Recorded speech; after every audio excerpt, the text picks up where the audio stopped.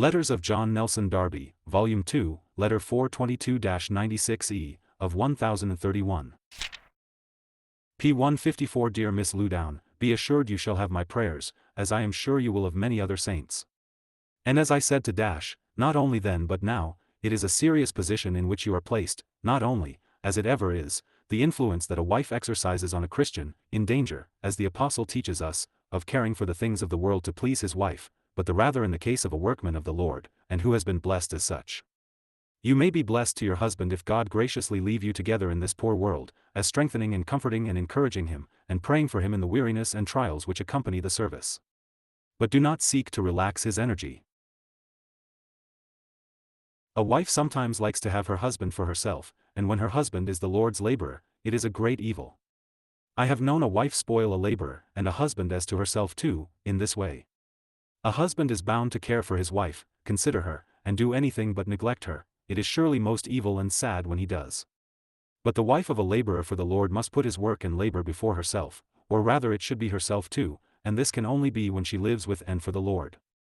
The world claims it, and officers' wives must take their chance, so to speak, and cannot help themselves, but sometimes we grudge so much to the Lord.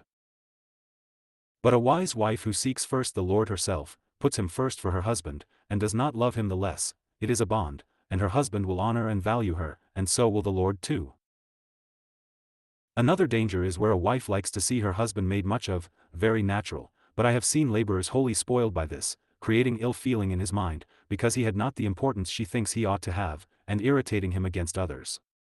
Let her honor him, all right, and minister to his service all she can, but remember he is the Lord's servant, and keep peacefully in her own place, not meddling with his relationship to his labor, or a rock amongst whom he may be, only helping as she may very much in it, and leaving it there. Women often see things or motives clearer than men, but if they act by insinuations or small means in these things, it is ruinous. Let them be with the Lord for themselves if their own pride is wounded, for it is their own, in their husband.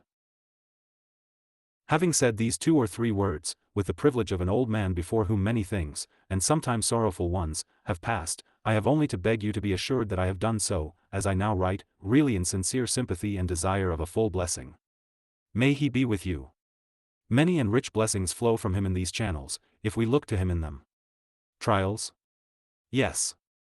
God sanctions fully all these natural relationships, but sin being in the world, sorrow will follow in their track, but the gracious Lord is come where sin and sorrow had come, no doubt to raise us to far higher blessings, but not to forget us in the path of trial in which we walk down here. He could be moved with compassion when he saw the sorrow, and he has learned his lesson well, and can look to and feel for us now. But your privilege is to live with your husband as heirs together of the grace of life, and then all will be well even in a world of sorrow, and I can only trust you may find abundant communion with him and joy together in it. Make, and may he make, the Lord the first object, the real bond, and the rest will come. And remember, a laborer's wife, as indeed any, must be first with the Lord, and then not be curious about his labor, and all that passes, but his comfort and encouragement, his cheer in it, and sharer in his sorrows because she lives with the Lord. Very truly, yours in him. You hardly expected such a line as this.